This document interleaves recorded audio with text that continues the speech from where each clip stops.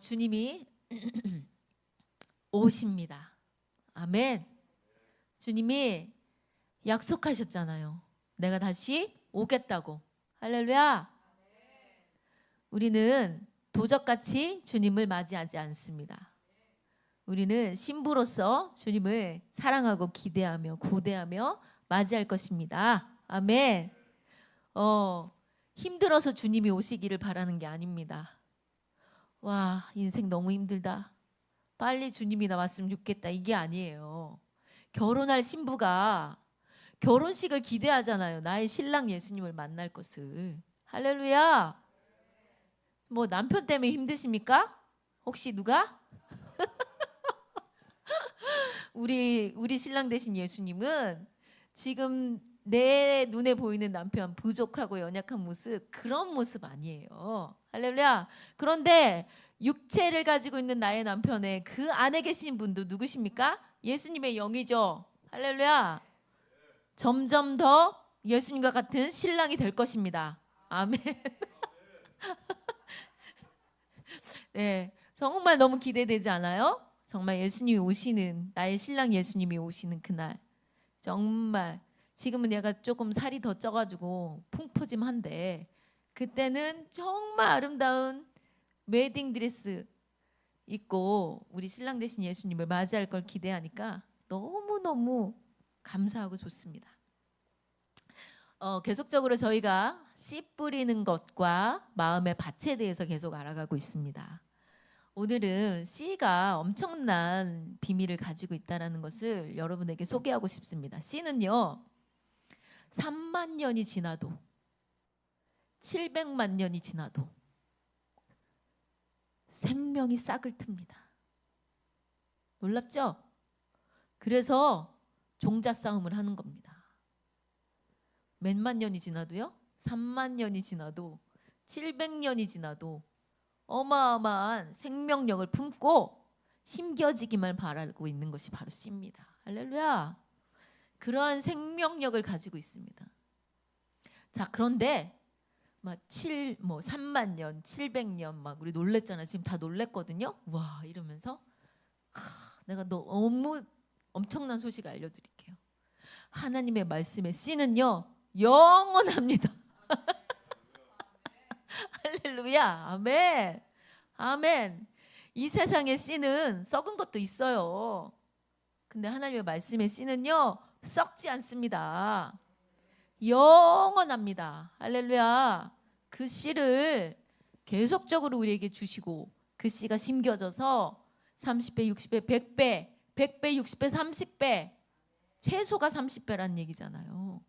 그런 삶을 살길 원하시는 하나님의 놀라운 사랑에 우리가 감탄하지 않을 수가 없습니다. 아멘. 할렐루야. 저번 시간에 우리 돌밭에 대해서 말씀을 드렸어요. 돌밭의 특징이 뭐라고 했습니까? 흙이 얕다. 또 하나는 뭡니까? 뿌리가 없다. 자, 그랬습니다. 그래서 제가 저번 시간에 흙이 얕다라는 그 부분에 대해서 저는 주님이 감동 주시기로 뭡니까? 하나님이 나를 얼마나 사랑하시는지에 대한 계시, 하나님 나를 보시는 정체성과 내가 나를 보는 자아상에 대한 계시가 얕다. 그래서 말씀을 듣기는 하나 어떻게 합니까? 그 사랑의 계시, 나를 향한 하나님의 정체성에 대한 계시를 인식하지 못하고 묵상하지 못하고 어떻게 합니까? 뿌리가 내려가지 못하도록 상고하지 않고, 그렇기 때문에 뭡니까? 결실이 없는 땅이라고 얘기했습니다. 하나님은 우리를 향해서 항상 어떤 마음인 줄 아십니까? 어떤 마음일까요? 우리를 향한 하나님의 마음은 항상 너의 말에 오케이. 항상 아들의 말에 오케이. 그게 바로 하나님 아버지의 마음이에요. 어떻게 알아요, 전도사님? 그거 어디 써 있어, 성경에? 무엇이든지 원하는 대로 구하라. 무엇이든지 구한 것은 받은 줄로 여기라. 할렐루야. 아멘. 하람이 이야기를 잠깐 해드리겠습니다. 들으신 분도 있고 안 들은 분도 계시는데 제가 왜 하나님은 항상 우리에게 오케이 데이라고 했을까요? 하람이가요 월요일 날 이제 우리 사역자들은 월요일 날 좀 쉬잖아요. 그래서 오늘 엄마 어디 나가세요? 이러더라고요. 그래서 오늘은 엄마 쉬는 날이야 이렇게 얘기를 했더니 우리 하람이가 뭐라고 얘기하냐면 그럼 엄마 오늘 침대에서 뒹굴뒹굴 아무것도 하지 말고 밥도 하지 말고 쉬세요. 그리고 오늘은 엄마에게 하람이가 무엇이든지 오케이 하는 데이예요. 이렇게 얘기를 하더라고요. 그러더니 정말 뭘 얘기를 하면 하자마자 그걸 다 해주는 거예요. 근데 엄마, 내가 엄마를 향해 오케이 데이입니다 라고 얘기를 하는데 하나님이 저에게 말씀하시는 것 같았어요. 현이야, 난 너를 향해서 항상 오케이 데이다. 말해라, 무엇이든지. 그럼 난 항상 너에게 오케이야. 그래서 정말 그날 정말 오케이 데이를 잘 누리고 한 2시간 정도 우리가 어딜 이동하느니라고 오케이 데이를 못 해줬어요. 그러니까 우리 하람이가 그 다음 날에도 못 해준 부분까지 오케이 데이 해주겠다고. 그래서 오케이 데이가 그 다음 날까지 연장이 됐습니다. 하나님 마음이 우리한테 그렇지 않을까요? 무엇이든지 원하는 대로 구하라. 구한 것은 받은 줄로 여기라. 할렐루야. 아멘. 하나님을 향한 우리를 향한 하나님의 마음은 오케이입니다. 그러면 좋은 밭인 우리는 하나님을 향해서 X데이인가요? 오케이 데이죠. 할렐루야. 아멘. 하나님도 나를 향해서 오케이 데이. 나도 하나님을 향해서 오케이 데이. 아멘. 그것이 좋은 밭입니다. 아멘. 우리는 좋은 밭이기 때문에 좋은 밭은 저번 시간에 뭐라고 했습니까? 많이 가지고 있지 않는 땅이라고 그랬죠. 가진 것이 없는 땅이라고 분명히 말씀을 드렸습니다. 그래서 저번에 좋은 땅은 돌이 없는 땅이구나. 좋은 땅은 단단하지 않고 부드러운 땅이구나. 좋은 땅은 가시덩굴이 없는 땅이구나. 좋은 땅은 없는 땅입니다. 그래서 좋은 씨가 뿌려지면 결실이 나는 땅입니다. 할렐루야. 오늘은 가시떨기를 좀 알아봤으면 좋겠습니다. 마태복음 4장 18절에서 19절 말씀 같이 한 목소리로 읽겠습니다. 또 어떤 이는 가시떨기에 뿌려진 자니 이들은 말씀을 듣기는 하되 세상의 염려와 재물의 유혹과 기타 욕심이 들어와 말씀을 막아 결실하지 못하게 되는 자요. 자, 말씀은 어디에 뿌려지나요? 마음에 뿌려지죠. 마음에 뿌려집니다. 그런데 그 마음에 뿌려진 것을 누가 빼앗아 갑니까? 사탄이 빼앗아 간다고 해요. 마태복음 13장 19절. 여기 보면 말씀의 씨가 어디에 뿌려지는지 나와 있습니다. 시작. 아무나 천국 말씀을 듣고 깨닫지 못할 때는 악한 자가 와서 그 마음에 뿌려진 것을 빼앗나니 이는 곧 길가에 뿌려진 자요. 자, 길가밭은 단단해져서 씨가 뿌려지면 심겨지지 못한 상태로 즉시 사단이 와서 그 씨를 빼앗아 간다고 했습니다. 자, 돌밭이나 가시덩굴도 뭐가 마음에 들어오는 겁니까? 염려와 재물과 유혹과 기타 욕심이 마음에 들어와 어떻게 하고 있습니까? 결실하지 못하게 합니다. 결국 뭡니까? 길가밭도 돌밭도 가시덩굴도 사단이 원하는 것은 결실을 못하게 하는 것입니다. 맞죠? 자, 결과는 결실하지 못하는 것이 바로 사단이 원하는 것입니다. 자, 그러면 가시떨기밭 그 마음을 한번 깊이 살펴보고 그것이 얼마나 심각한 것인지를 우리가 알아야 합니다. 그래야 우리 밭에 있는 가시더미를 뽑아서 버리지 않겠습니까? 마태복음 13장 7절 말씀 시작. 더러는 가시떨기 위에 떨어짐에 가시가 자라서 기운을 막았고. 마태복음 4장 7절 시작. 더러는 가시떨기에 떨어짐에 가시가 자라 기운을 막음으로 결실하지 못하였고. 누가복음 8장 7절 더러는 가시떨기 속에 떨어짐이 가시가 함께 자라서 기운을 막았고. 아멘. 이미 그 땅에 뭐가 있습니까? 가시떨기가 있는 땅입니다. 그리고 뭐예요? 그 땅에 좋은 씨가 떨어졌습니다. 그래서 씨와 가시가 함께 자랍니다. 함께 자라는데 그 가시가 씨의 기운을 막았다라는 것이에요. 자, 여기서 기운을 막았고, 여기서 영어로 보면 초크래요. 질식시키다, 조르다, 목을 조르다. 가시가 목을 졸, 무슨 목을 졸라? 말씀의 목을 졸라버리는 거예요. 자, 뉘앙스가 뭐냐면요, 열매를 맺기 직전까지 갔는데 열매를 맺지 못하도록 숨통을 졸라 질식시킨다. 이 의미를 가지고 이 뉘앙스예요. 가시떨기를 그럼 알아봐야 되겠죠? 가시떨기는요, 잡초과예요. 잡초 식물인데, 여러분들 아마 길가나 이런 잡초 자라는 속도가 어마어마하게 빠른 거 아시죠? 비만 조금 오면 막 엄청나게 잡초들이 자라지 않습니까? 성장이 굉장히 빠르고요. 그다음에 양분을 굉장히 많이 먹습니다. 그리고 잘 뽑히지도 않아요. 엄청난 생명력을 가지고 있어요. 그래서 처음부터 뽑아야 합니다. 그리고 계속 뽑아야 합니다. 자, 그러면 예수님은 가시떨기에 대해서 어떻게 풀이를 하셨는지 궁금하잖아요. 자, 마태복음 13장 22절 시작. 가시떨기에 뿌려졌다는 것은 말씀을 들으나 세상의 염려와 재물의 유혹에 말씀이 막혀 결실하지 못하는 자요. 마가복음 4장 18절. 또 어떤 이는 가시떨기에 뿌려진 자니 이들은 말씀을 듣기는 하되. 누가복음 8장 14절. 가시떨기에 떨어졌다는 것은 말씀을 들은 자이나 지내는 중, 이렇게 써 있습니다.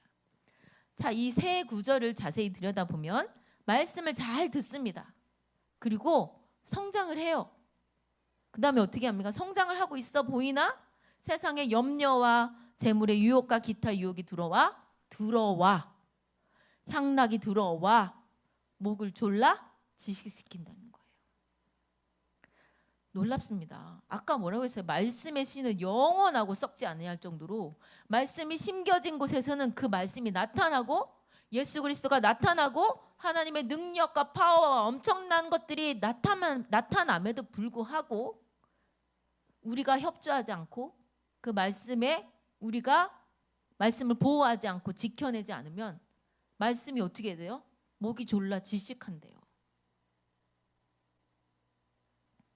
자, 마가복음 4장 18절 한번 읽어볼게요. 이 세상의 염려와 재물의 속임수와 다른 것들에 대한 정욕이 들어와 말씀을 숨막히게 하여 열매 맺지 못하게 되는 자들이니라. 숨막히게 한다고 킹제임스에서 나와 있죠. 마가복음 4장 19절 시작. 세상의 염려와 재물의 유혹과 기타 욕심이 들어와 말씀을 막아 결실하지 못하게 되는 자요. 어떻게 한대요? 말씀이 마음에 있는데 그 마음에 뭐가 들어온다고 합니까? 재물의 속임수, 뭐의 염려가 들어와, 향락이 들어와, 욕심이 들어와. 문이 열린다는 얘기예요. 마음속에 심겨진 씨를 빼앗을 수 있는 문이 열린다. 또 그렇다면 좋은 땅은 어떻게 하고 있는지 한번 봅시다. 누가복음 8장 15절 말씀 시작. 좋은 땅에 있다는 것은 착하고 좋은 마음으로 말씀을 듣고 지키어 인내로 결실하는 자니라. 여기서 듣다 아니 지키다 이 말이요, 말씀을 보호한다는 거예요. 보호. 어디서부터 이걸 보호하고 있을까요? 어디로부터 보호하고 있을까요? 사탄으로부터 보호하고, 염려로부터 보호하고, 근심 걱정으로부터 보호하고, 의심으로부터 보호하고, 재물의 유혹으로부터 보호하고. 좋은 땅은 말씀의 씨를 보호하고 있다라는 거예요. 뭡니까? 된다더니 말씀은 부유하다며 된다더니 안 되네? 이것이 뭡니까? 말씀을 목조르는 의심이죠. 그 마음을 지켜야 합니다. 할렐루야. 왜 그렇습니까? 주님은 그런 줄 알고 무릇 지킬 만한 것이 있다면 너희 마음을 지키라고 말씀하셨습니다. 왜요? 생명의 근원이 이에서부터 나옵니다. 우리의 영 안에 있는 놀라운 하나님의 신성한 복이 무엇을 통과해서 나올 수 있습니다.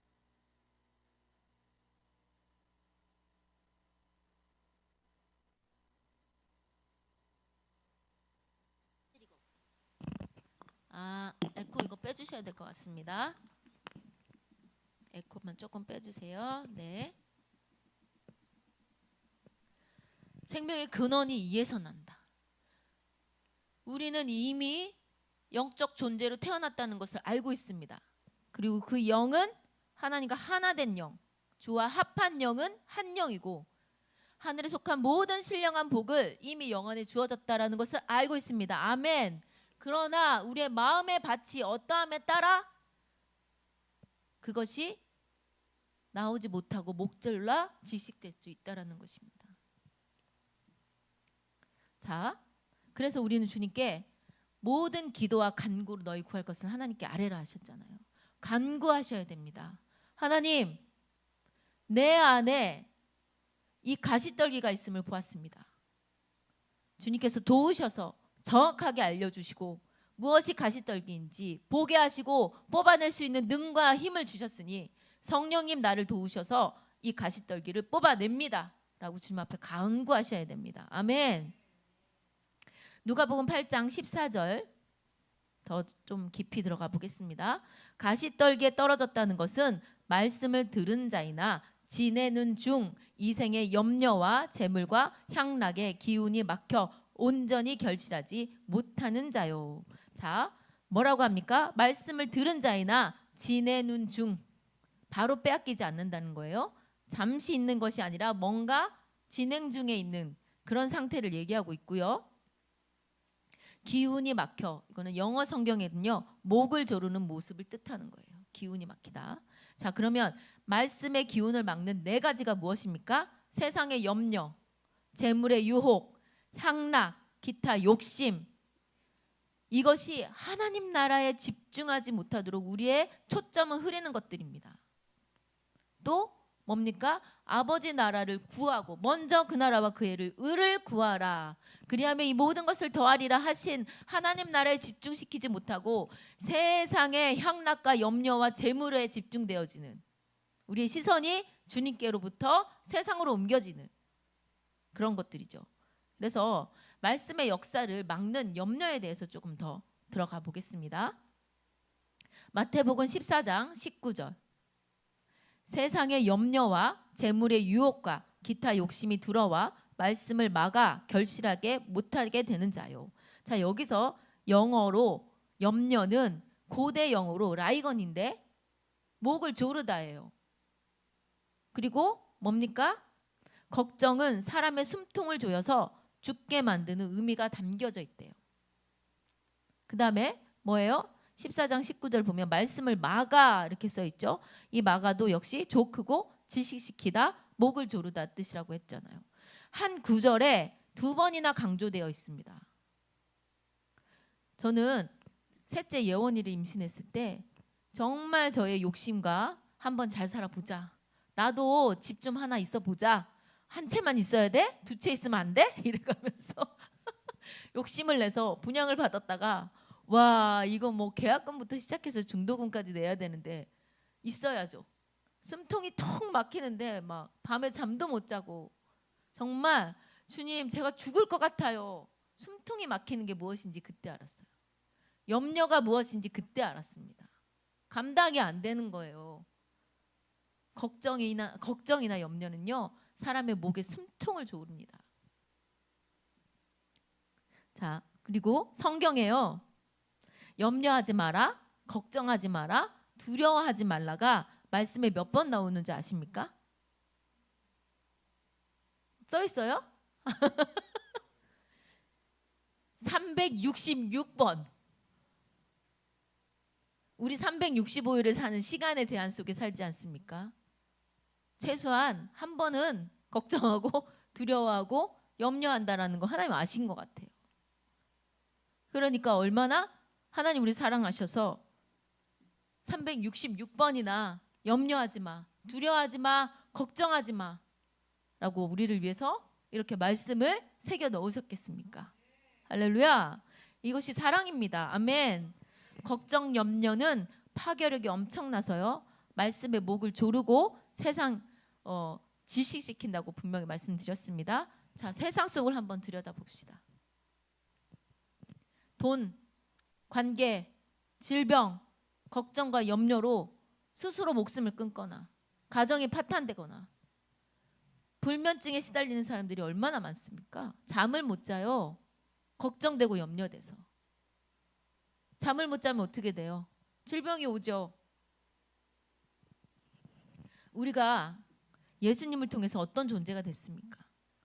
세상이 그러한 것 같이 우리 또한 그렇습니까? 세상이 그러한 것 같이 여러분도 그렇습니까?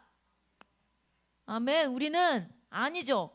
세상이 그러하신 것 같이가 아니라 예수님이 그러하신 것 같이 우리 또한 그럽니다. 염려하지 않습니다. 걱정하지 않습니다. 두려워하지 않습니다. 할렐루야. 아멘. 베드로전서 5장 7절은 우리에게 이렇게 권면하고 있습니다. 할렐루야. 너희 염려를 다 주께 맡기라. 이는 그가 너희를 돌보심이라. 돌보시는 하나님이세요. 아멘. 왜 그 염려를 내가 합니까? 내가 나를 돌봐야 되니까. 내 힘으로는 안 될 것 같으니까. 하나님이 우리를 돌보십니다. 아멘. 하나님이 우리 인간의 아버지를 뛰어넘는, 우리의 지식을 뛰어넘는 초월하는 사랑을 가지신 하나님 아버지가 우리를 돌보시는 분이세요. 아멘. 빌립보서 14장 6절 킹제임스 흥정역은 이렇게 말하고 있습니다. 아무것도 염려하지 말고 다만 모든 일에 기도와 간구로 너희 구할 것을 감사와 더불어 하나님께 알리라. 알리래요. 아버지, 이런 일이 있어요. 내 마음에 이게 염려가 되는데 아버지 아시죠? 알리라고 하십니다. 모든 것을. 아멘. 어떻게 나를 주님께서 이끄셨습니까? 지금 이 세월 동안. 전 6살부터 예수님을 믿었던 사람인데 어떻게 나를 사랑하셔서 나를 건져낼 때 건지시고 나를 돌이키실 때 돌이키시고 나를 위로하실 때 위로하시고 나를 안아주실 때 안아주시고 이전에 나를 어떻게 사랑하셨는지에 대한 그 사랑을 기억하는 것이 효도하는 겁니다. 하람이가 매번 아빠가 옛날에 이렇게 했지, 아빠가 날 위해서 이렇게 했지, 그 소리를 들을 때 부모 마음이 얼마나 행복합니까? 염려가 되십니까? 하나님 나를 어떻게 나를 살리시고 어떻게 나를 건지시고 어떻게 나를 위로하셨는지 기억하십시오. 아멘. 저는 예수님의 십자가 사건을 다시 한번, 십자가를 지기 전에 감난산에서 핏방울이 땀방울이 될 때까지 기도하셨을 때 그때가 떠오르더라고요. 무슨 기도를 하셨을까?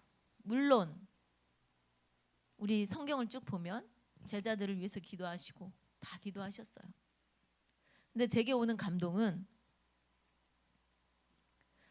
아버지가 자신에게 하라고 하신 일들에 대해서, 그 말씀에 대해서 돌밭도 아니고 가시덩굴도 아니고 좋은 밭이 되어줘서 아버지 그렇게 하라고 하셨죠.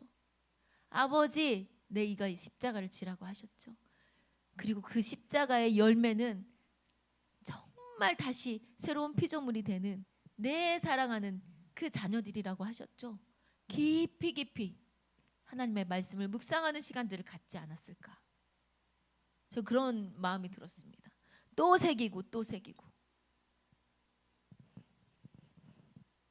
재물의 유혹에 대해서 한번 나가 보겠습니다. 하나님이 자신의 공급자인 것을 인식하지 못할 때 재물의 유혹을 받습니다.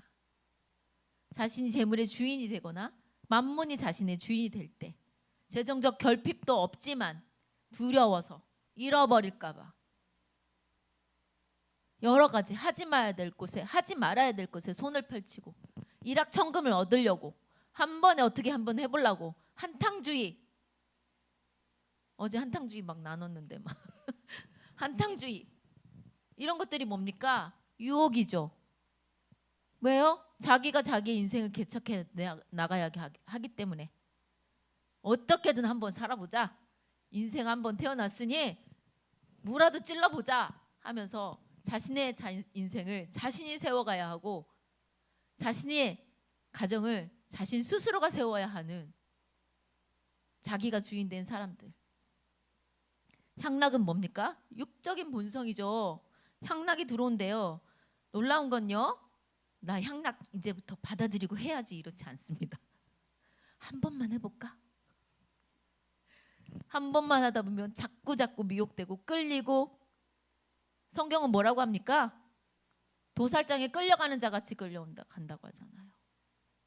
걷잡을 수 없게 커지게 되고 그 무너짐이 심하게 되는 것입니다. 가시넝쿨이 되어서 올가매어서 목 졸라 버린다는 얘기예요. 한 번만 가볼까? 한 번만 해볼까? 여기서부터 뿌리채 뽑아야 합니다. 아멘. 처음부터 그거를 제거하셔야 됩니다. 앤드류 워맥 목사님은요, 바쁜 일상을 가시떨기라고 얘기했어요.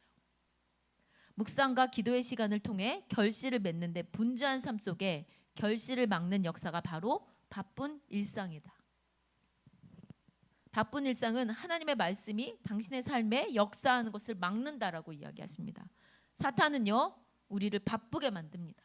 바쁜 일상으로 성장할 말씀을 받지 못하게 한다는 것이에요. 하나님의 말씀은 예언입니다. 아멘. 선언입니다. 아멘. 선포입니다. 아멘. 하나님의 말씀은 그 자체가 실상이고 실제이며 계획이고 약속입니다. 할렐루야. 말씀은 그 바라는 바를, 그 말씀하신 바를 반드시 생산해 내십니다. 그 생산할 수 있는 능력이 말씀의 씨 안에 포함되어 있다라는 것을 우리는 들었습니다. 말씀을 통해 우리는 마음에 심겨진 씨앗이 결실이 되어가는 과정을 한번 새겨봅시다.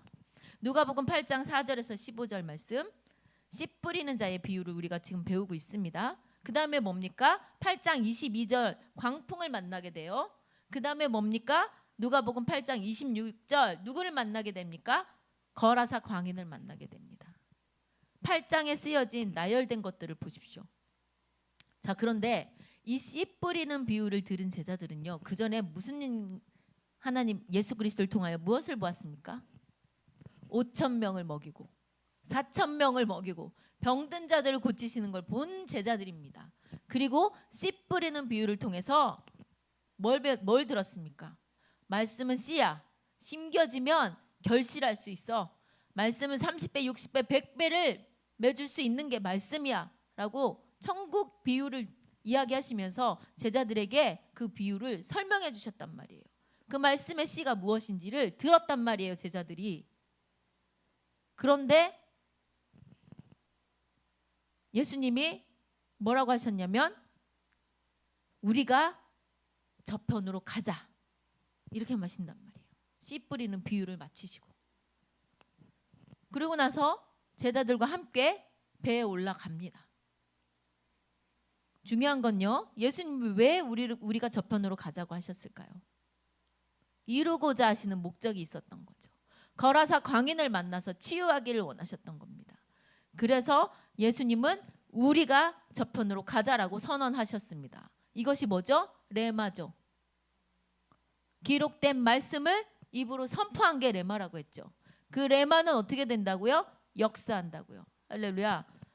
제자들은 그 말씀의 씨를 받았습니다. 그런데 큰 광풍이 만나 물결이 배에 부딪히고 배가 막 물이 가득 차서 죽게 되었다고 고래고래 소리를 지릅니다. 그들은 어부예요. 그런 일들을 한두 번 만난 게 아닙니다. 그럼에도 불구하고 자신의 힘과 능으로 할 수 없는 상태가 되었다라는 것이에요. 그런데 그들이 놓치고 있었던 게 있었습니다. 뭘까요? 우리가 저편으로 가자. 말씀을 들었던 것을 놓치고 있었던 것입니다. 예수님이 하신 말씀의 씨가 부러졌는데 단단하게 굳어있든지 돌밭이든지 가시덩굴이든지 제자들의 밭은 세 가지 밭이었던 것 같습니다. 그러니까 두려워서 예수님을 막 깨웁니다. 우리가 죽게 된 것을 돌보지 아니하시냐고. 근데 앞에 뭐라고 했습니까? 염려하지 마라. 주께서 나를 돌보신다. 할렐루야. 우리가 지금 예수님 깨우는 분 예수님 깨우는 분 누구십니까? 근데 오히려 그 소리를 들으시더니 바다를 잠잠히 꾸짖으십니다. 그리고 하시는 말씀이 뭐라고 하십니까? 어찌 이렇게 무서워하느냐? 너희 믿음이 어찌 어디 있느냐? 라고 말씀하시는 거예요.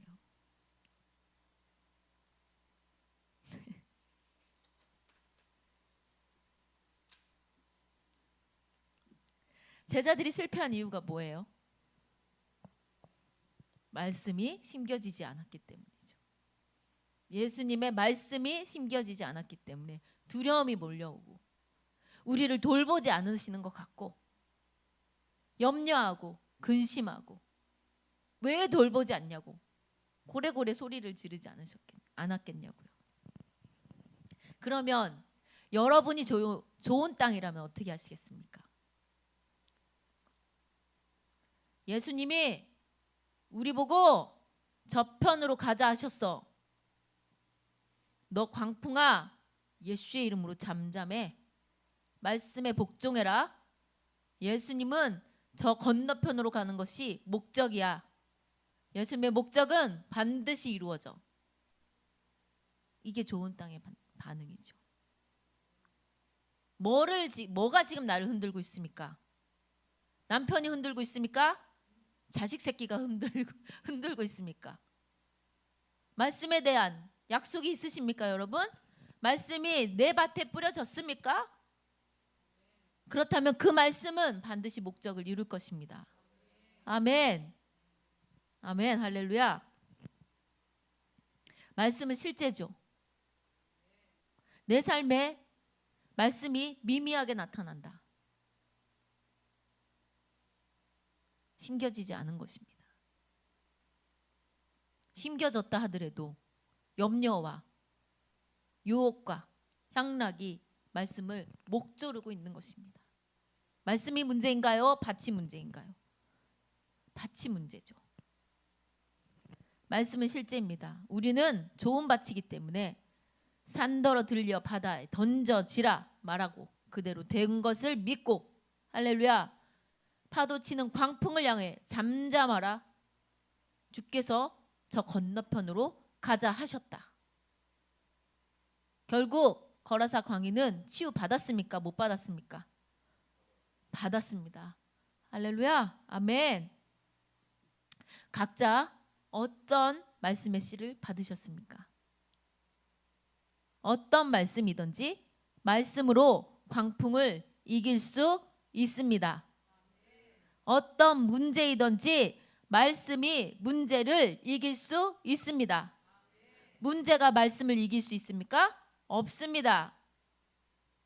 어떤 문제든지 말씀이 문제를 이깁니다. 아멘. 우리의 삶 가운데 광풍에 압도당하지 마십시오.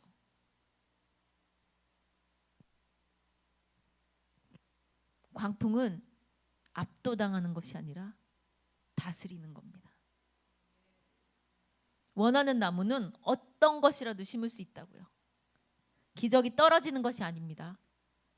기적은 말씀을 취해서 그 씨를 마음에 심고 자라지 못하게 하는 것을 버릴 때 나타나는 것입니다. 아멘. 우리 안에 심은 씨 말씀은 기운이 막히지 않고 100배의 결실을 맺으리라고 저는 믿습니다. 아멘. 우리가 이 시간에 주님 앞에 좀 나아갔으면 좋겠습니다. 주님이 우리에게 우리가 저 건너편으로 가자 말씀의 씨를 던지셨다면 그 말씀이 질식돼 목조르지 않도록 우리 안에 있는 걱정과 염려와 두려움과 재물의 유혹과 향락을 뿌리채 뽑아 내어 던졌으면 좋겠습니다. 예수님이 저 건너편으로 가자 하셨을 때 가라사 광인은 예수님이 오는 것을 알지도 못했지만 예수님은 미리 보시고 가라사 광인을 치유하셨던 것처럼 딸아, 내 삶에 막혀 있는 것 같으냐? 내가 너희 부부를 심히 보기에 좋다. 심히 보기에 좋다. 심히 보기에 좋았더라 하신다면 심히 보기에 좋은 결과가 오는 것입니다. 두려워하지 마라. 네가 너의 인생의 공급자가 되는 것이 아니라 내가 너희의 공급자가 되어주고 네가 너 자신을 돌보는 것이 아니라 내가 너를 돌본다. 아무것도 염려하지 마라. 아버지 하나님이 너희를 돌보신다. 그 말씀의 씨가 떨어졌다면 그것을 방해하는 모든 염려와 근심과 걱정을 그리스도 앞에 온전히 사로잡아 뿌리채 내어 던집니다. 어떤 말씀의 씨가 떨어졌든지 이 시간에 치유의 말씀의 씨가 이미 우리 안에 떨어져 있습니다. 치유는 왜 주셨습니까? 치유를 왜 주셨습니까? 왜 치유를 주셨습니까? 그 치유는 어떻게 왔습니까? 예수님이 채찍에 맞음으로 우리가 나음을 얻었다라고. 예수님이 채찍에 맞으신 이유는 나를 치유하시기 위해, 그 목적을 달성하시기 위해 우리 밭에 뿌려졌습니다. 그렇다면 그것은 반드시 치유되는 것입니다. 할렐루야. 우리 함께 주님 앞에 기도하며 나아가겠습니다. 할렐루야.